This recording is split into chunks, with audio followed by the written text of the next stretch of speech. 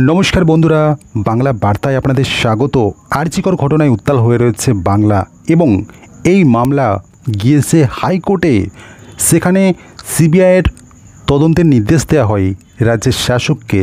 ঠিক ঘটনার শুরুর দিকে শাসক যখন বলছিল এই ঘটনার তদন্ত পুলিশ করবে এবং তারা যদি ব্যর্থ হয় এই তদন্ত করতে, যারা অভিযুক্ত রয়েছে তাদের যদি খুঁজে পেতে এই তদন্তে তারা ব্যর্থ হয়, তারপরে সিবিআইয়ের হাতে তুলে দেবে তারা।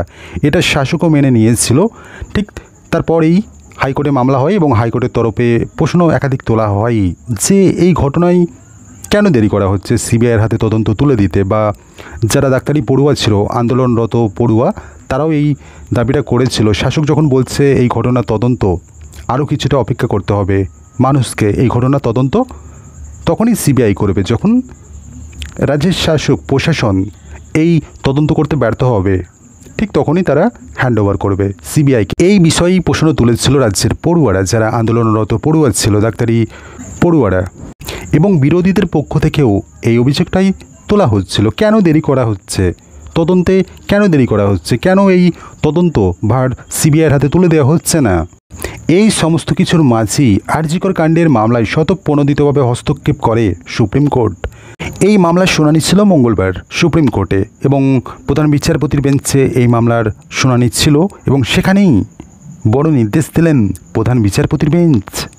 তবে এই খবরটা যখন সামনে আসে যে সুপ্রিম কোর্ট এই মামলায় স্বতঃপ্রণোদিতভাবে হস্তক্ষেপ করেছে, অনেকেই হয়তো মনে সংশয় পোষণ করেছিলেন যে বিগত দিনের যে সমস্ত মামলা রয়েছে, ডিএ মামলা থেকে শুরু করে এসএসসি 26,000 চাকরি বাতিলের মামলা, সেগুলো এখনও ঝুলে রয়েছে। মানুষ আশা করেছিল হয়তো যথাযথ রায়দান করবে সুপ্রিম কোর্ট, কিন্তু মানুষের প্রত্যাশা মতো রায় মেলেনি এখনও পর্যন্ত। এখনও ঝুলে রয়েছে সেই সমস্ত মামলা। তবে এই মামলাতেও অনেকের সংশয় ছিল কি রায়দান করতে চলেছে সুপ্রিম কোর্ট, এবং সেই রায়ে শাসক তো চাপে পড়েছেই।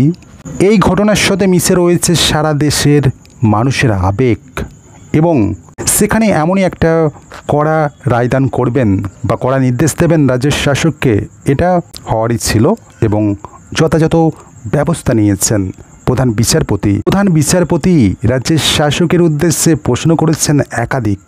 কি বলেছেন তিনি প্রশ্ন তুলেছেন শান্তিপূর্ণভাবে যারা আন্দোলন করছিল তাদের ওপর কেন বলপূর্বক ব্যবহার করা হলো। এই মামলার শুনানিতে চিকিৎসক যারা রয়েছেন তাদের উদ্দেশ্যে একটি আর্জি জানান প্রধান বিচারপতি। তিনি বলেন, নানান ক্ষেত্রে বিশেষজ্ঞ ডাক্তারদের নিয়ে ন্যাশনাল টাস্ক ফোর্স তৈরি করছে শীর্ষ আদালত। তারা গোটা দেশ জুড়ে নিরাপত্তার বিষয়টি খতিয়ে দেখবে এবং সেই সঙ্গে তিনি বলেন, চিকিৎসকদের আমরা অনুরোধ করছি আপনারা আন্দোলন প্রত্যাহার করুন। রাজ্যের আইনজীবী কপিল সিব্বল সুপ্রিম কোর্টে জানাচ্ছে, সমাজ মাধ্যম এবং সংবাদ মাধ্যমের দ্বারা প্রচুর ভুল তথ্য ছড়িয়ে পড়ছে এবং তারা শুধুমাত্র তার বিরুদ্ধেই পদক্ষেপ করছে, এমনটাও রাজ্যের আইনজীবী সুপ্রিম কোর্টে জানাচ্ছে। সুপ্রিম কোর্টের কড়া নির্দেশ, রাজ্যকে আগামী বৃহস্পতিবারের মধ্যে সিবিআইকে এই ঘটনার তদন্তের রিপোর্ট জমা দিতে হবে এবং সেই সাথে আরজিকর ভাঙচুরের ঘটনায় পশ্চিমবঙ্গ সরকারকে রিপোর্ট জমা দিতে বলা হয়েছে।